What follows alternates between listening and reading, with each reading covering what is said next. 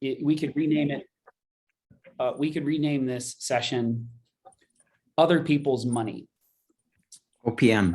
Investors love OPM because it's not their M, and it helps make their M go further. So we feel that this is, in many ways, I don't want to say unprecedented times, but it is certainly historically significant times in terms of the kind of federal investment and state investment we're going to see in sustainable infrastructure. And it's a moment that I'm sure that you all want to capture. So with that, we're excited to have Rob and have him give some pointers and some overview on capturing federal funding and ways that I think we all can be helpful. With that, Rob. Thanks, Doug. I'm going to share my screen for everyone here. 1 second. Appreciate everyone's time. Let's see. Okay. Let's make sure.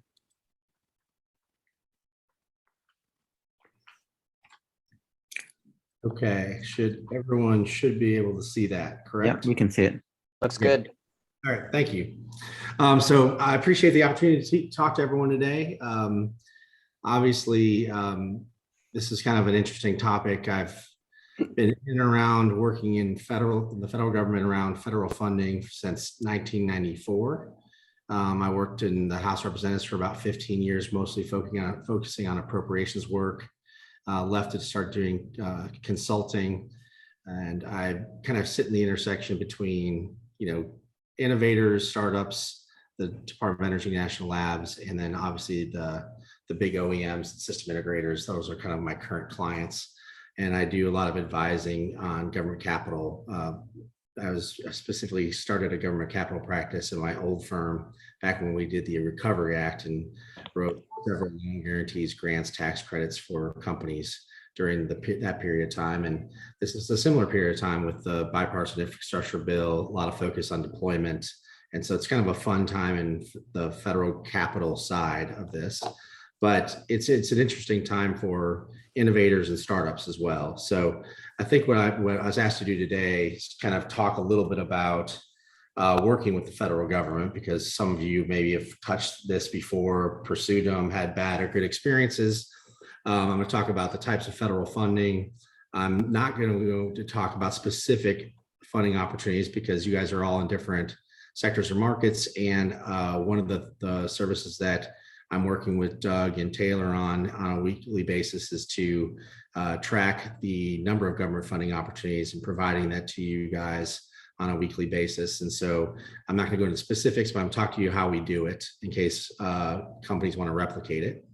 And then the other thing is I'm going to talk about evaluating opportunities effectively and how to, what are some of the requirements, some of the common mistakes, and then try to figure out and give you some examples, because we used to track the awards during the AERA and some of the success, keys for success, and some of the percentages of innovators versus established companies and who was winning, who was not. And then I meant for this deck to be an interactive dialogue. So stop me at any point and any time to ask any questions. And then obviously we'll open up for questions at the end. So working with the federal government, we'll go into this whole thing is, obviously the pros, as Doug said, it's non-dilutive capital. There is a validation or a prestige sometimes with government awards, a grant or a deployment grant or a demo grant to a company as well. People use it for signal to investors or to raise capital outside as well for that. Some of the cons, obviously, you guys have heard, obviously there's application requirements, government oversight, reporting rules they have to comply with. Obviously, the biggest thing that I speak the most about is IP concerns. There's a lot of company concerns, both small, medium, and large, that have concerns on government use rights and the like. And then last thing is just it's a highly competitive landscape. There's a lot of money available, but it is competitive. And so you gotta look at a chance of your time versus money and what the opportunity and risk reward is. So one thing I always tell people when they say, okay, we have the greatest technology in this sector, it's going to blow everyone away, and we're definitely going to win X grant, right? And unfortunately, sometimes what happens, especially in smaller companies, and I've worked with companies, like I said, with 5 guys and 5 professionals to working for Boeing, for instance, and writing grants. It's not the amount of people that the folks have, it's how they approach the grant opportunity or the funding opportunity. And so unfortunately, the innovation of the technology is not enough. The challenge sometimes people have is that if it's the CTO that's writing the grant, it will be very technical in nature. They'll forget all of the engineering principles. They'll forget why the opportunity's even been created for the government's perspective, because they want something out of this as well. And so there's got to be some sort of alignment with the agency and the strategic plans. I use the Department of Energy example and Office of Vehicle Technologies, solar, wind, fossil energy, nuclear energy. All of these agencies have 5-year technical plans that are updated every year. So the objective of the technology and the aspirations of the agency and the programs are articulated with what's out there. So you need to be able to meet those if you're proposing a project in a government funding opportunity, to understand that you're in the parameters of potential success. I use the Department of Energy solar program. I mean, there's 3 overarching objectives of the solar program. Obviously, this is a little bit dated, but cost of solar by 75% in 10 years, American innovation, domestic manufacturing, those are still challenges today. It doesn't make a difference if you're looking at Department of Energy or the Army. There are always big overarching policy and technical objectives, but they're available to everyone in the innovative community because they put these technical review plans out. So at least gives you a snapshot. If you have like if you're a battery technology and you are being able to capture, your storage percentages is within the realm of what they did 10 years ago, but the newest Office of Vehicle Technologies program says they want to get to 100%, and you are at 50%, and they've already funded, for the last 5 years, 4 or 5 companies at 50%. My opinion, if I'm advising, I don't apply. I wait to see if I can get my percentage up, because technically you're going to lose out just based off of the competitive nature, and that they've already funded companies that are similar, that have similar technical capabilities. When I also tell folks when they should be looking at it, engaging for the Department of Energy, specifically the Department of Energy National Labs. I mean, why do you work with the labs? I mean, I hear all the horror stories from VCs and innovators that say, well, they just, we can't really talk to the labs because, they're just going to tell everyone what we're doing or steal what we're doing, and we can't do that. They don't honor NDAs. There are probably scenarios or examples where that may have been the case, but historically and typically, there are decent partners to work with. They actually provide a lot of value for a couple of reasons. One, I mean, they do have money, and they do have discretionary money, not just only competitive. So if you find an opportunity to work with a lab, they have specific expertise. They are not just a source of like money, but they're actually a source of people power. So for innovators and startups, utilizing some FTEs in the labs, they're expensive, but they're actually someone that you don't have to take an overhead. 1, 2, the equipment and the facilities that they have at the national labs allow smaller startup companies and even mid-sized companies to not have to go out and build it themselves. They get testing and evaluation equipment. You can use, you can do it as an open source. You can keep it just proprietary to you. And there are ways to work and engage the government that way. They understand what the overall program objectives are. And then finally, they are, in a lot of cases, from a technical perspective, some of the lab professional staff are eventually the funding opportunity reviewers to look at eventually the grant opportunities that are out there. The other thing is the mechanisms that you want to work with the national lab. There's SPPs or CRADAs, special purpose projects. CRADAs work for others. There's a way to work with different user facilities, like all in or shared. Then there's obviously, when there's federal teaming or federal opportunities put out for call, sometimes when they say who is eligible for this, they could say for-profits, nonprofits, universities, or national labs. They'll be pretty prescriptive about who they can. So, you could also team with the national lab. You could be the lead, you could be a sub, you could work, and so those are all the reasons why both alignment with national strategy and the technical plans, plus engaging the national labs in a certain, not at all times, but to understand where the programs and opportunities are for you to partner with them is important as well. Let me just go into a little bit of the types of the federal funding. So obviously, depending upon the agency that you're working with, you have everything from basic R&D, basic research, early stage, to research and development, basic, R&D, which is governed by different rules and requirements. You have demonstration projects and deployment. The left side of this is basically how DoD looks at the technology readiness level, TRL levels. So 1 is very early stage, and obviously 9 is to launch or system test and operations level, so more commercial or deployment level. A lot of the typical funding mechanisms that the government uses for grants, they kind of historically have been, if it's an R&D grant, it's 80% federal, 20% the other. It could be, a university, a company. So that's kind of how they break it down for R&D. For demonstration and deployment, it's 50-50. There are tax credits that are available for more mature technologies and for manufacturing facilities. There are technology investment agreements and creatives like I've expressed where you can put money in or in kind, and they could put people in or facilities out kind. You can come up with some sort of an agreement and negotiate IP or sole keep the IP that's jointly developed as well. There are loan guarantees that are out there now for larger projects and for demonstration. And so I think that the interesting thing is that you've read all the information that we've had come out on the bipartisan infrastructure bill. And a lot of those focus, and this administration's focus is very high on deployment, right?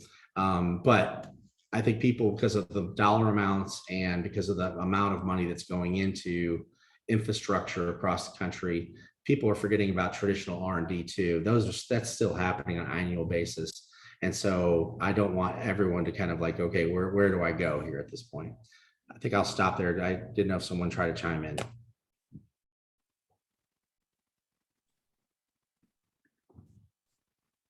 Okay. I'll keep going. So there's 26 federal agencies that have annual R&D funding. And all of them are, like I said, governed by budgets, by their technical plans, by their program requirements. There are interesting opportunities for different technology applications across the federal agency space.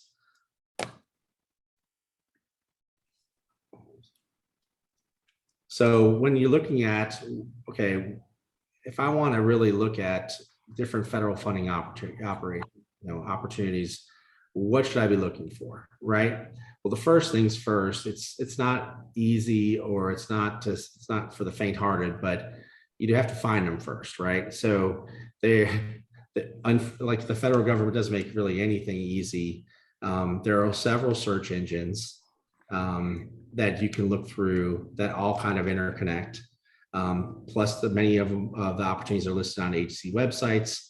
And unfortunately, at least in working this area for probably the last 20 years, there isn't a very easy way to make sure that you're not missing anything. To a tour of 1807.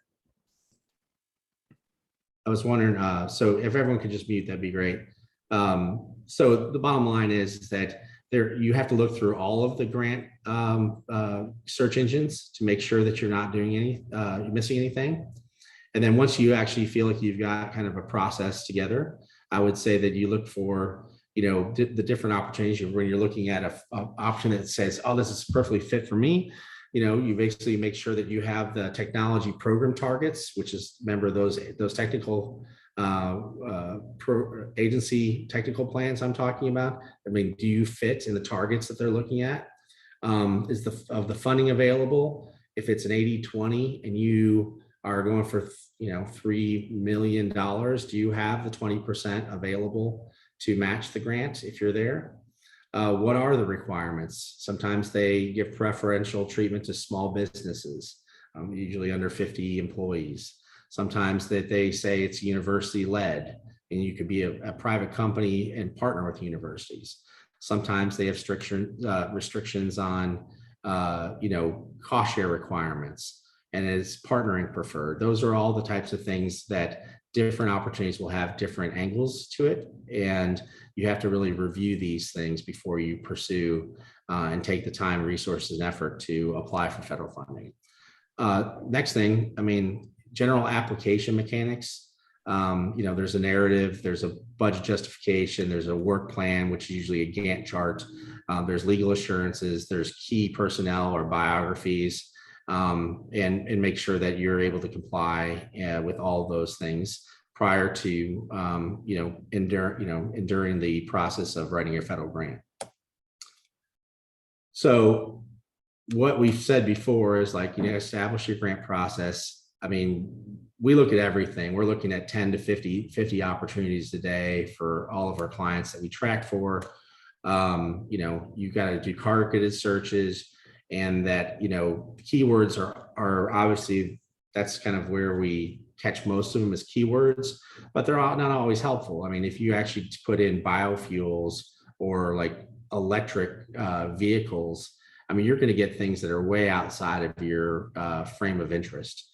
And so you really have to have a way to eliminate some of the additional opportunities that you will never qualify or never be interested in. Secondly, I would say that, people make the mistake and they read the summary in general, but they don't read the full FOA because we're all busy. And I'd rather read the one page and get a snapshot of what the requirements are than actually dig into the 65 pages of the full funding opportunity. And obviously, they'll leave key details from the summary because they're obviously bringing it down. So you need to really make sure, if you're going to pursue this and take the endeavor, you need to understand the full requirements of the funding opportunity. Additional sites that, other than the FedConnect and grants.gov, SAM.gov has a lot of the, I will say that if you're in microgrids or if you're in deployment, some of the big EV deployments and federal bases, and DoD uses SAM.gov a lot. NETL puts stuff on their website and for CCUS opportunities, then EERE as well. So you have to be looking at agency specific pages, these search engines, and all of them when you're looking for these opportunities. And I think that's the reason why Doug had asked our group to kind of look at these things, working with them on key technologies and key sectors to make sure we're trying to cover the waterfront for everyone, because we know that the resources and time and effort for innovators are hard. And this is nice to have, but it's not something that's core and critical to a 5-person company to work on. And then obviously the opportunity to sign up for everything and the key agencies you think are most appropriate for where your technology sits. So these are the types of things that you look at if you're anticipating a big funding announcement where you're in a sector like EV charging, for instance. There are some opportunities when they're trying to figure out, okay, what do we want this funding opportunity to look at? The agency will put out what they call an NOI or an RFI. So these are opportunities to seek feedback. There's no money attached to them. There's two things that they use this for. One, they see the general interest out there for the type of program that they're looking at. They may have, this may be a new program, so they may want to understand the types of applicants out there, the types of concerns with maybe the traditional funding announcements that they're putting out. There may be some technical challenges that they hear from a lot of folks in the industry. There may be some reasons why partnering makes sense or doesn't make sense. So they use NOIs and RFIs to really kind of, pepper the waterfront of figuring out what are the concerns of industry, what's the appetite for the market on this thing, and also, as we've seen during the AERA, there's a ton of money in R&D and deployment. I mean, almost all of these funding opportunities are oversubscribed, right? There's more money requested than there is available. So there are obviously some guardrails that the agencies are looking at for trying to limit the amount of people not applying, but basically they know they can't take care of everyone. And so they need to make sure that they define a process that's available that allows them to whittle down and really narrow down competitively to the most high valued targets that can have success at the end of the day. ARPA-E, they've done a couple of different opportunities where they do these open funding opportunities where they put out big, broad technical categories. The Vehicle Technology Office has annual, most of the R&D offices in applied and basic Department of Energy have annual funding opportunities. They may be a bucket of 50 to 100 or $75 million. And then there's different categories or areas of interest they'll look at. One other way to kind of anticipate funding opportunities is to look at authorization appropriations language. This is a little bit more wonky than I think this group needs to get into, but I put it down just as an FYI, because if there's a specific targeted interest and that a program was created through an authorization, in the authorization, there'll be some overall program objectives that they want to see accomplished that the agency has to implement. So you can understand where the agency through Congress and congressional intent is going to lean. Agency meetings, both at the program level, lab level, and federal level. Those are the ones that give you the most relevant information for intel.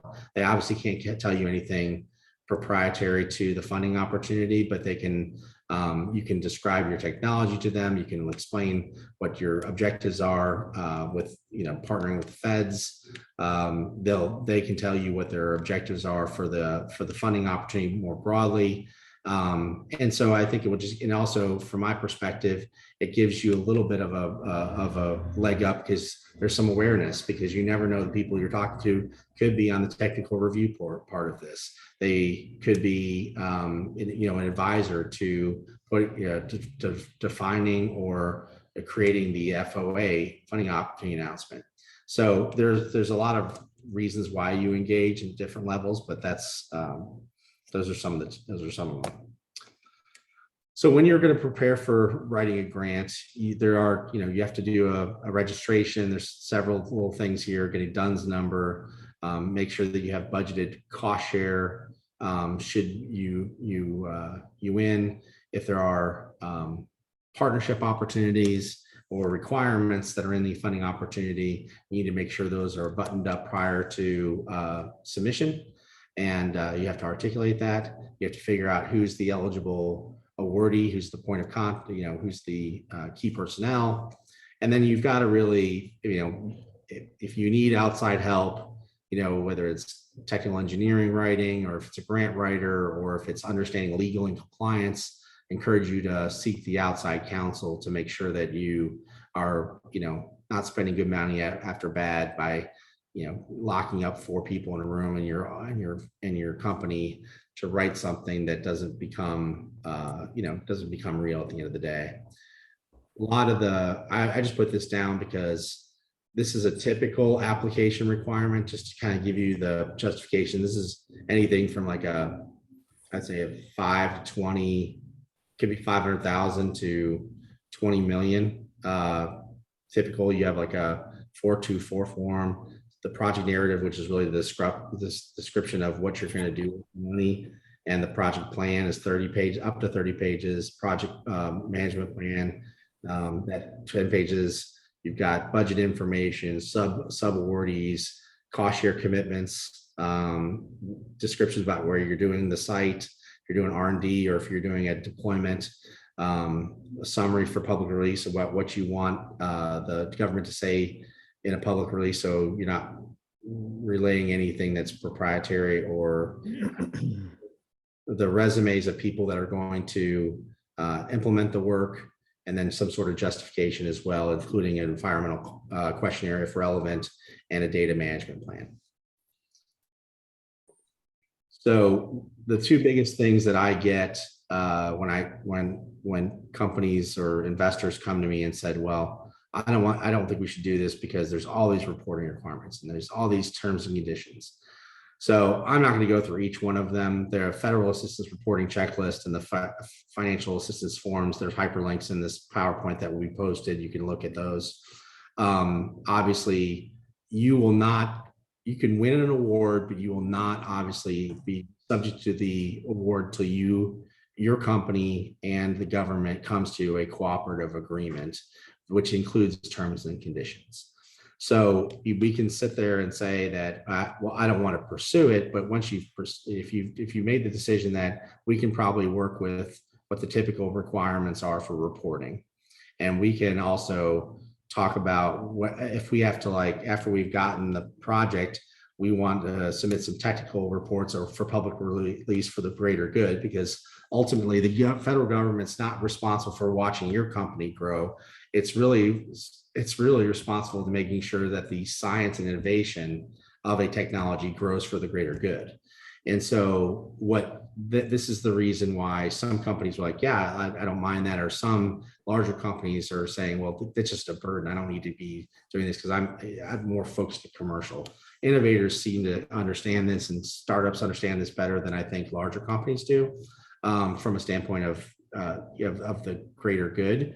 But I do believe that everyone should be eyes wide open for some of these requirements, because it doesn't come with like, hey, here's $2 million. When you're done with the money, let us know how you did, type of thing. There is definitely requirements and oversight, including potential to be audited and the like.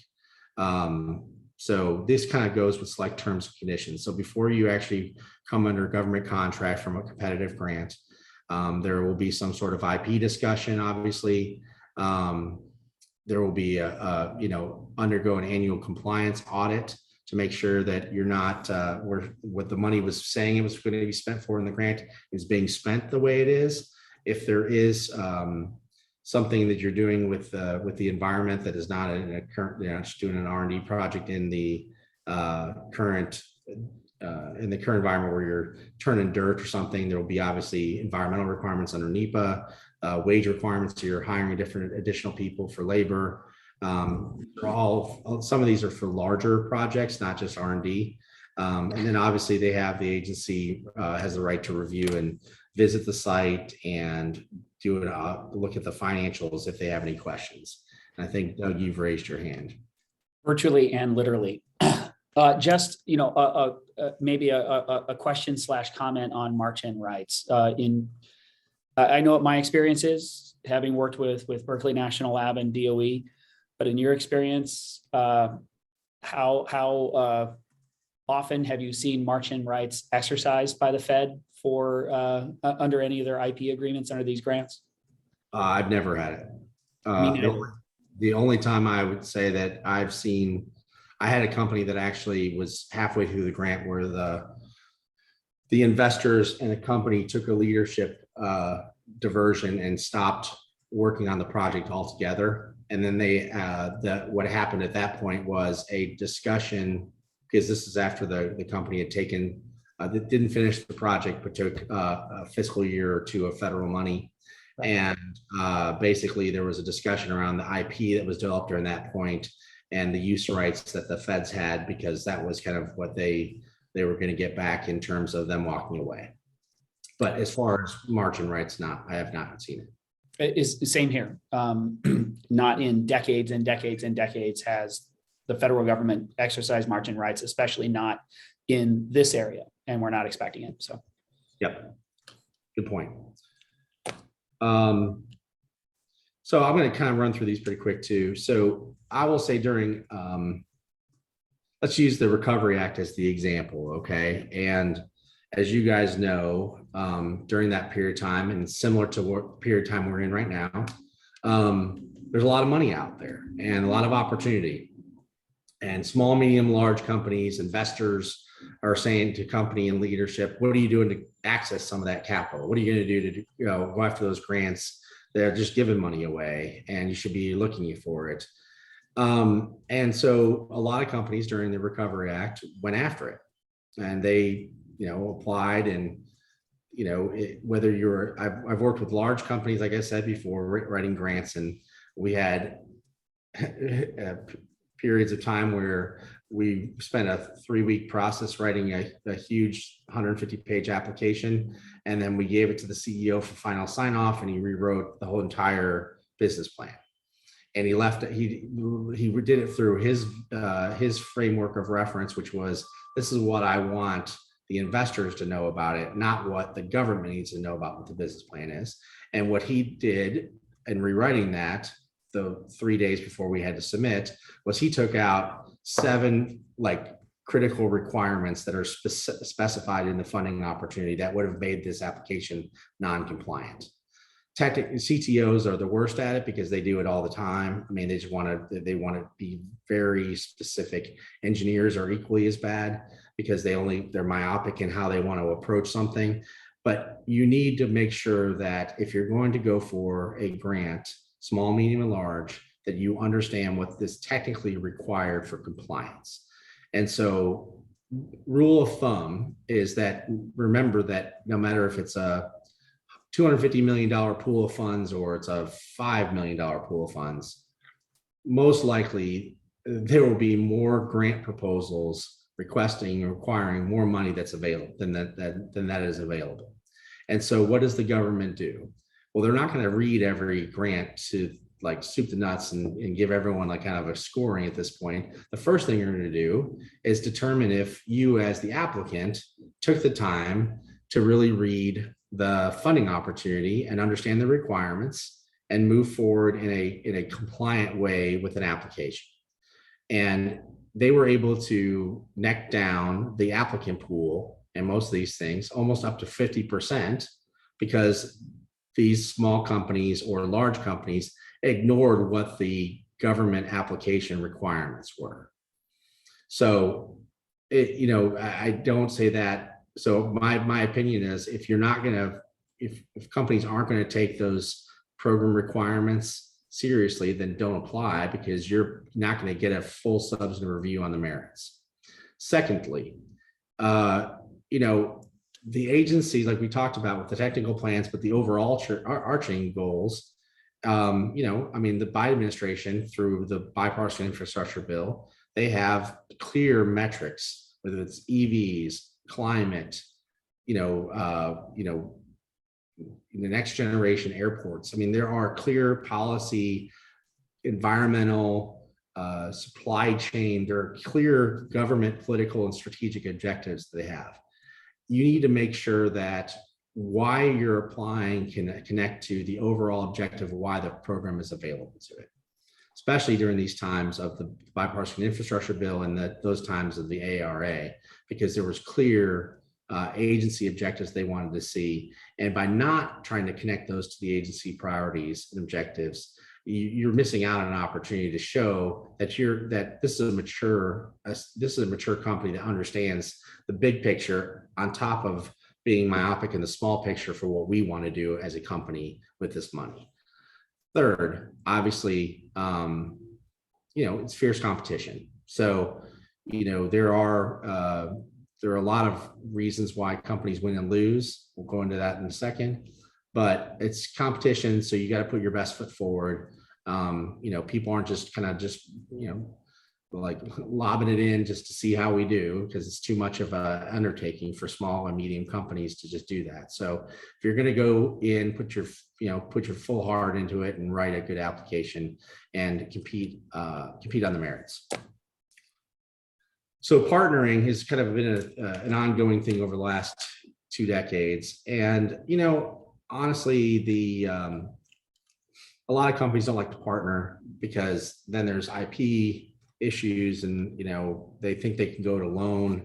The biggest thing I'll throw out there right now is, when we look at hydrogen hubs that are out there right now that are help with the EV deployments that we're talking about, I mean, everyone thinks that their project is a hub. Well, a hub is a partnership. A hub is a region.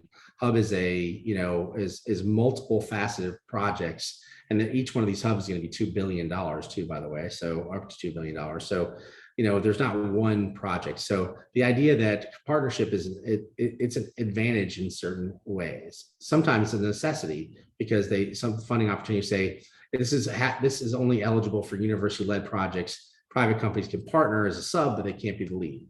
Some will say, well, if sometimes when there's a technical requirement for reporting or for analysis from a third party, sometimes partnering with the laboratory, even if the company is the prime and the lab's a sub, if they're going to be the kind of the third party technical advisor, that's a good way to use their expertise too. So there's a lot of reasons why partnering makes sense. For small technical R&D grants, I don't think you need to, right? I mean, unless it's specified in the specific opportunity. For larger mid-sized programs, that it may make sense, especially while you look at things like corporates, they come with a much larger balance sheet that helps you make sure that the risk profile financially is brought down. For educational institutions, obviously, the federal government likes to see from STEM and other things, additional partnerships that actually help grow, maybe a new era of academia or for labor purpose to help us on our supply chain or domestic capabilities here. There's a whole bunch of reasons why you partner, I suppose, say. And then obviously, how do you increase your odds of success? We talked about the program requirements, partner syndicates, the strong financial commitment. I mean, a lot of folks during the AERA, even though it was say it was a 50-50 cost share, if the companies were well financed, I would have suggested just to make them a step up in the financial scoring part of it, they would try to put in 55% instead of the 50. And then obviously, if you're, seek counsel and guidance your application, both at the agency, they obviously, can't tell you anything they wouldn't tell everyone else, but they have conduits through, email and points of contact for each one of the funding opportunities at the agency at the technical level that can answer just general questions. But I would, you're looking to get $5 to $10 million out of the government, I would definitely look at it from a standpoint of making sure that you're doing it correctly, compliant, and you put your best foot forward. This is not a pitch. I'm not really I'm not a federal grant writer. I've advised on grants, and I used to have a practice. We used to write grants. So this is not a pitch. I'm just saying that if you really look at good grant writers, there's a lot of former lab folks that are out there that are, that technically required from the feds, but they were good in they understand government programs. They're good at technical writing. They could be one-off and they're just doing some stuff during their retirement to do that. That's always a good thing. Make sure that they have a proven track record and understand what you want. Do you want someone that has experience in government programs, or you really want a technical writer? Because a lot of these grants, especially the small R&D grants, will have a technical writer, but most companies are capable in technical writing. They just don't understand the compliance and big picture part of it. And then ability to communicate to government. Obviously, that requires a different source. There's a lot of big law firms out there that have practices that use their government finance practices that are project finance that are out there now are trying to create a grant writing or federal funding advisory practices. A lot of them are good. Some are expensive, so you just have to make sure that you understand what you're getting into. But I would say that if you're going to put your like I said, put your best foot forward, spending a little money to make sure that you're compliant and you understand what you're trying to apply for, and you make sure that your application gets a full read is definitely something that is worth a little money. So key drivers in winning, these are really important in my opinion for a couple of reasons. One, innovation and readiness.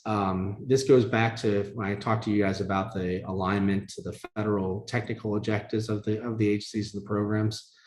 if you have a technology that you're commercializing, it still be maybe a great idea commercially, but from a technical perspective, where the government wants the percentage of like efficiency to go, you're not meeting what the range of that efficiency in the 5-year plan is. Then think about whether you think you're going to be competitive. I would say that, make sure that you're putting together a compliant application. Make sure that you understand and the government can understand you have a commercialization path, especially in this era where they're looking at where are we going to go to deploy, where's our supply chain in the US. There's a lot of focus on these things to make sure that we are creating industries of the future that we don't have to rely on China and other countries. Financial viability, especially for smaller companies, is a big challenge. When we had AERA and I worked for a bunch of VC funded startups, all I could really say when we had to put in the letters of cost share commitment, I mean, we literally would show, it was like a VC funded letter that would say, should the company win, we will provide the necessary 20% cost share, right? A larger companies that can still apply in these pools of money will say, we have balance sheet capital, right? Well, obviously, from a financial viability perspective, government being inherently not risky, they're going to go with the folks that they know, one is commercialized technology before, and two, they have balance sheet capital to make sure that they actually have the money to be able to pay for it. Compliance systems in place. You have to have, obviously, GAT accounting. You've got to have, make sure that you comply with all of the requirements that are in the funding opportunity.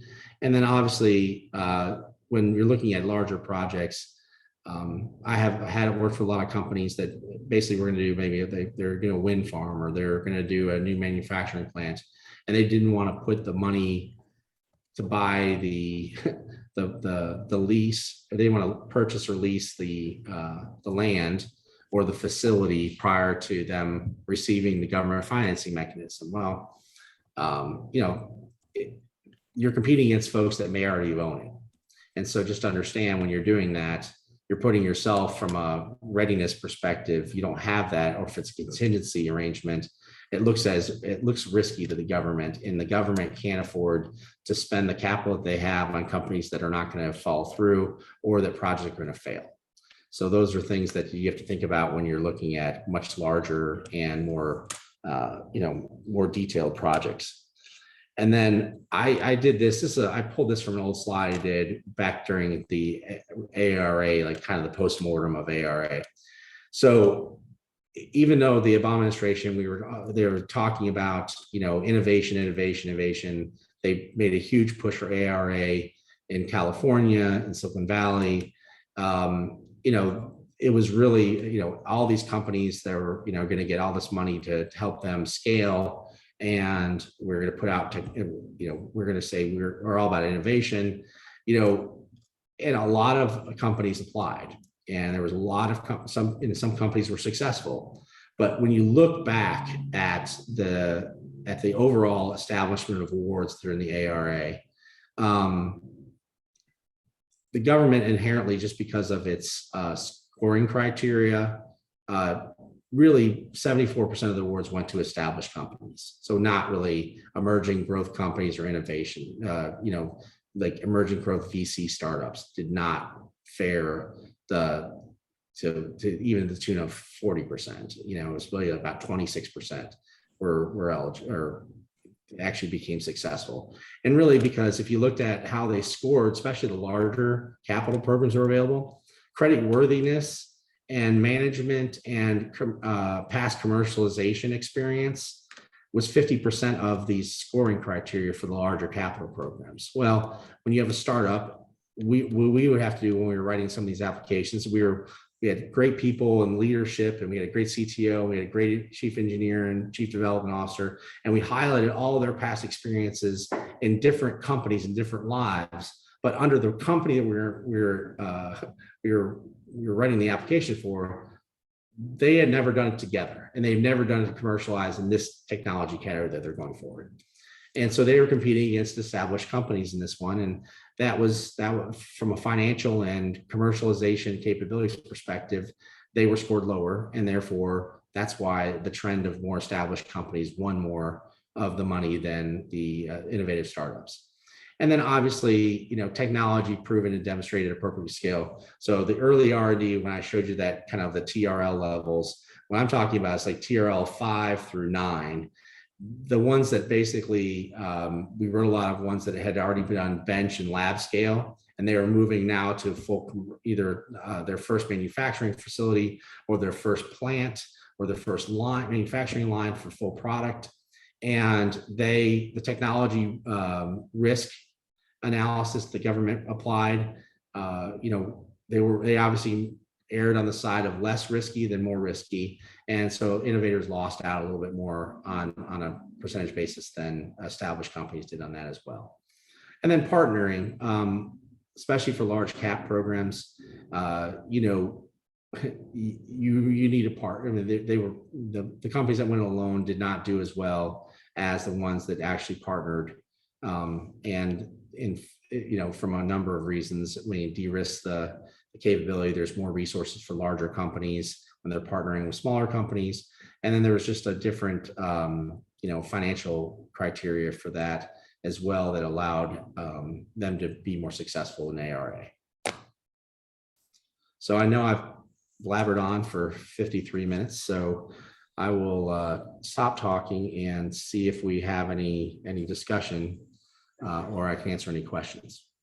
I'm going to make a couple of comments while people are preparing their questions. I think one, thank you, Rob. That was a lot of information and it was great. A couple of things, and hopefully there's a little bit of method to the madness that's coming out. Prospect Silicon Valley focuses on connecting startups with expertise for many of the reasons that Rob just highlighted. Grant writing is a specialty. We try to find grant writers we think are right for this industry and right for our team. Funding access and relationship building is incredibly important. Partnering is incredibly important. And as we said, OPM is really important because it helps really extend the value of the investment that's directly made in the company. We focus on building relationships with these grant making organizations and departments, because it's not enough to be a cold introduction in the form of a proposal. It's far better to have people alongside that are familiar. We try to do that, and we try to understand their processes. We try to understand the priorities so that we can help relate that and translate what you're doing to the priorities of the people that are going to be making the grant making decisions. We do make ourselves available for grant administration. We make ourselves available for an advisory role, a partnering role. Although we can't write the proposal for you, we can certainly give you some advice. Lastly, and this is not a today thing, but it is a next year thing. We are working into a partnership that will provide loan capital to companies that are securing grants, so that their first cost, which can be upwards of $30,000 to $50,000 before you get your first dollar out of the grant, that those first costs can be covered on a reasonably priced short-term loan. So we'll be able to extend that capital to companies that we can work with as well. So just keep in mind, as we're having this conversation, Prospect Silicon Valley is trying to build the resources around you that can help you be successful in pursuing these. If there are questions, that's the end of my commercial.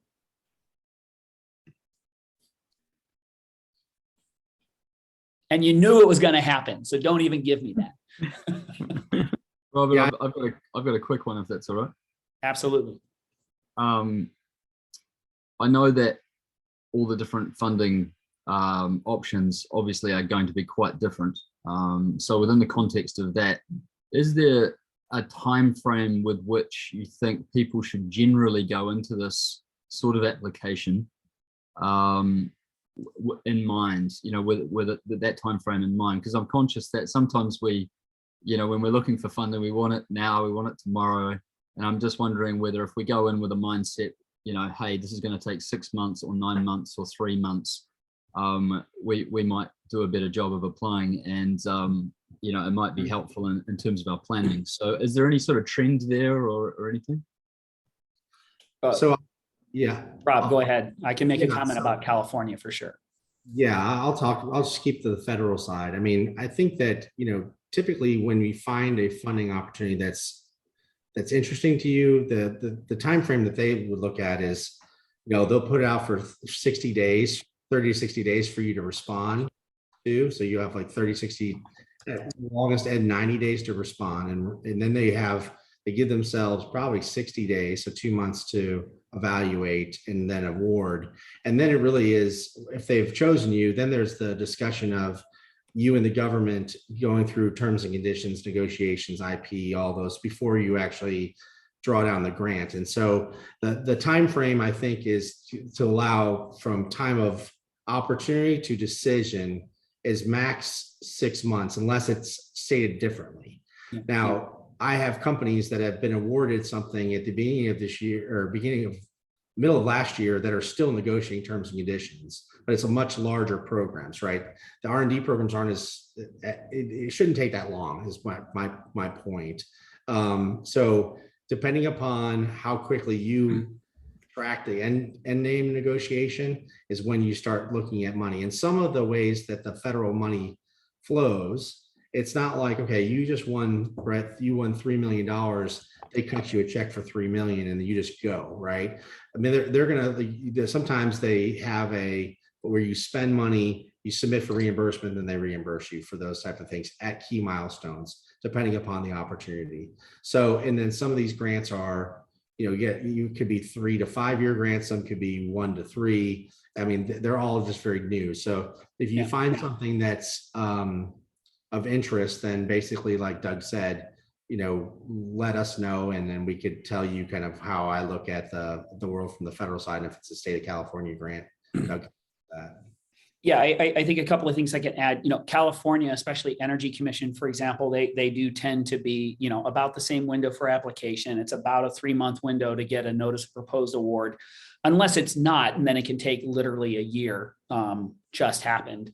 And then, once you're notified, there's still a process to actually award a contract, which could include even hearings and other things like that kind of formally kind of dedicate the money for that particular choice. So it can be quite some time from the time you kind of, hear the opportunity until you get started. Couldn't be 6 to 9 months. The other thing to really keep in mind is the pace and schedule of the grant and the activity itself. Just really quickly, I'll tell you the Turntide story. This is back when they were Software Motors Corporation. They were a client of Prospect Silicon Valley. We included them in a decarbonization project with Whole Foods in San Francisco. The project was a construction project at an existing grocery store. It don't happen over a weekend, right? So by the time we got through all that process we talked about, plus did all the engineering, plus did all the stuff with Whole Foods, and it was time to actually insert Software Motor Corporation's technology, a very, very low energy, low cost fan system. They were out of the buildings business and were in the middle of an acquisition, in the middle of a major investment by Bill Gates and becoming Turntide. So they complied with the terms of the grant, but the initial, reason for them applying had no longer become relevant. So you really need to think about not just when you're going to get the money, but over what period of time is that going to be relevant to you and significant to you? And that's really important to think of right up front. So just want to say that. And what happened with that, if you don't mind me asking? It was a successful project. And they said, great. And it got in, and Whole Foods knows about it. But Turntide is in other businesses. They still have a building technology business, but they're no longer Software Motor Corporation. And that particular kind of strategic interest is not what they're really pursuing. So they did the right thing, and we did the right thing. It's just, you have to be prepared that you may not be doing your thing for a couple of years if you're embedding in the kind of project that requires a lot of upfront planning and construction and such like that. So just know what you're actually signing up for is my point. Yeah. Thanks, Robert. That was good. And Doug, thanks, man. That's great. Absolutely. I have to leave. I got another call, but I will answer everyone in the chat. I know, Chris, you said with on NSF. I'll go through the chat and make sure I respond to everyone to get you guys back answers. Okay. Great. Sounds good. Thank you all. And we'll have the deck will also be posted as well. All right, very good. Thank you. Thank you. Have a great morning, folks. All right, everybody, thank you. If there are other questions, I'll stick on for a couple of minutes, but if y'all need to rush out the door, it's also not a problem. Very helpful. Absolutely. Thank you so all. much. Yeah. Thanks. Take care. Good. Take care. Cheers. Bye. All right, bye-bye.